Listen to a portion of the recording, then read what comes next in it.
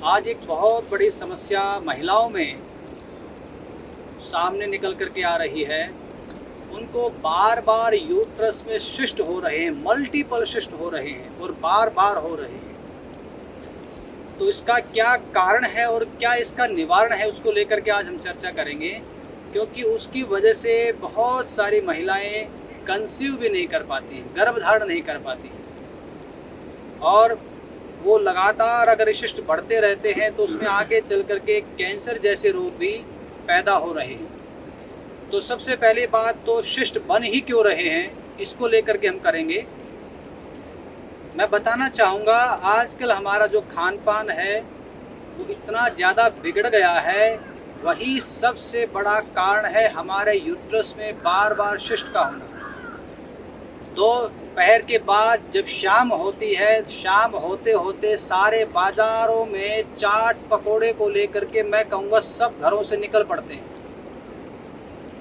रोज़ रेहड़ियाँ, रोज़ दुकानें चाट पकोड़े Chinese food की मैं कहूँगा हर शहर में बढ़ती जा रही हैं। और हमारी जो महिलाएं हैं उनकी संख्या उसमें ज़्यादा है। आप अपने खान पान का अगर ध्यान रखेंगे तो ये समस्याएं आपको नहीं हो सकती। अब देखिए आप वो जो सब खा रहे हैं उसमें तरह तरह के केमिकल्स हैं, तरह तरह का गंदा उसमें मैदा है।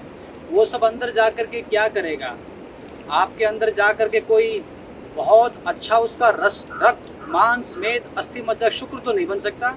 वो आपके शरीर के अंदर जा कर के निश्चित रूप से ये जो शिस्ट जैसी समस्याएं हैं या अन्य बहुत प्रकार की समस्याएं हैं उन्हीं को ही डेवलप करेगा। तो जो भी महिलाएं जिनको भी यूट्रस में शिस्ट है वो अगर बचना चाहती हैं तो सबसे पहले वो किसी भी प्रकार के बाहरी ऑयल इनको अपने खाने में बंद कर दें। दूसरा, बाहर का खाना चाइनीज़ फूड इत्यादि सब पूरी तरह से बंद कर दें और मैदे के आइटम बंद कर दें। अगर आपको तला हुआ कुछ भी खाना है तो आप खाइए, कोई मनाही नहीं है, लेकिन आप शुद्ध गाय के देसी घी में या सरसों का तेल या नारियल का तेल इसमें बना करके अपने घर में आप खाइए। कोई मनाही नहीं है, आपको कोई नुकसान नहीं होगा, आपको लाभ ही होगा। तो सबसे पहले तो आपको बाहर का खाना ये बंद करना है। उसका अल्टरनेट मैंने बता दिया है और औषधीय रूप में मैं आपको बता देता हूँ, आप नोट कर सकते हैं। कांचनार छाल 100 ग्राम, पीपल की छाल 50 ग्राम, बबूल की छाल 50 ग्राम, मकोई बीज 50 ग्राम, पुनर्नवा मूल 50 ग्राम, गोखरू दाना 25 ग्राम, पुनर्नवा मूल 50 ग्राम और इसके अलावा आप उसमें डालेंगे दारू हल्दी 50 ग्राम और अंत में एक चीज़ शीशम पत्र 50 ग्राम। इन सब को आप पंसारी के यहाँ से ले आएंगे, शुद्ध अच्छी जड़ी बूटियाँ ले आएंगे। आप इन सब को कूट पीट करके इनका एक बारीक पाउडर आप बना लेंगे। अब आपको क्या करना है, इसका काढ़ा बनाना है। 1 चम्मच औषधि 1 गिलास पानी में स्टील के बर्तन में डाल करके पकाएंगे।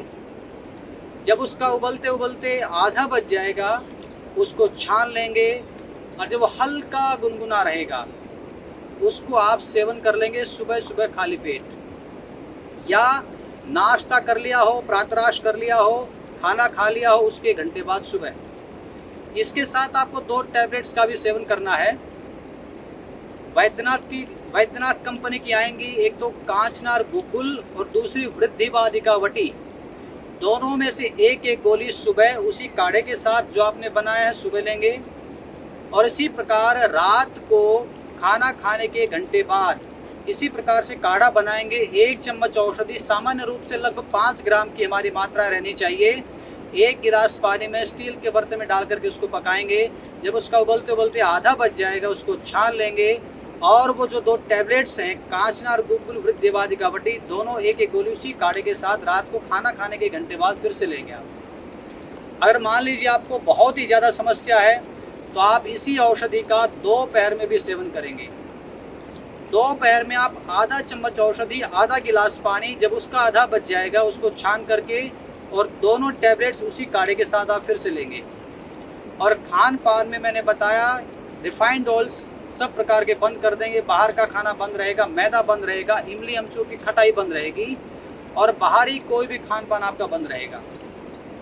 आपको 2 से 3 महीने में, मेरा मानना है परमात्मा की कृपा से, आपकी ये जो समस्या है यूट्रस में बार बार शिष्ट होने की, ये निकल जाएगी। साथ साथ आपको 2 प्राणायाम भी करने हैं। एक तो अनुलोम विलोम प्राणायाम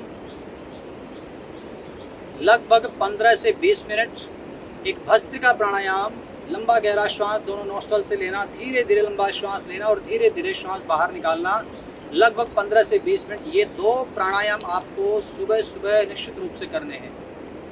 पानी आपको लगभग 2 से 3 लीटर जरूर पीना है। एक बार में 2 गिलास से ज़्यादा पानी ना पिए, इस बात का आप ध्यान रखेंगे तो आपको जो शिष्ट हैं वो निकल जाएंगी। और जो कंसीव नहीं कर पा रही हैं, जो भी महिलाएं, वो निश्चित रूप से कंसीव कर पाएंगी और परमात्मा आपका जो गृहस्थ जीवन है वो निश्चित रूप से सुखमय बनाएगा, ऐसी मैं कामना करता हूँ। बहुत बहुत धन्यवाद।